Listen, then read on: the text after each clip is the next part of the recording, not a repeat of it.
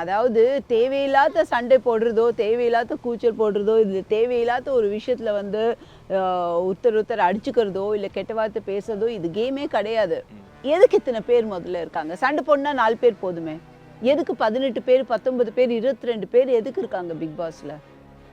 Different people. அவங்க ஒவ்வொரு person வந்து வளர்ந்த விதம் வேற, படிச்ச விதம் வேற. அவங்க வந்து ஒரு cross section of socio economic upbringing எல்லாமே, நீங்கள் எத்தனிக் அப்ரிங்கிங் எல்லாமே வந்து டிஃப்ரெண்ட்டாக இருக்குல்ல. எல்லாம் டிஃப்ரெண்ட் கிராஸ் செக்ஷன்ஸ்லேருந்து வராங்க. அப்படி இருக்கும்போது ஒவ்வொருத்தர் வந்து ஒவ்வொரு சுச்சுவேஷனுக்கும் டிஃப்ரெண்ட்டாக ரியாக்ட் பண்ணுவாங்க. நெசசரி அதில் ஃப்ரிக்ஷன் கிடையாது. ஃப்ரிக்ஷன் வந்து டிஃபால்ட் அதில் வந்து வரலாம்.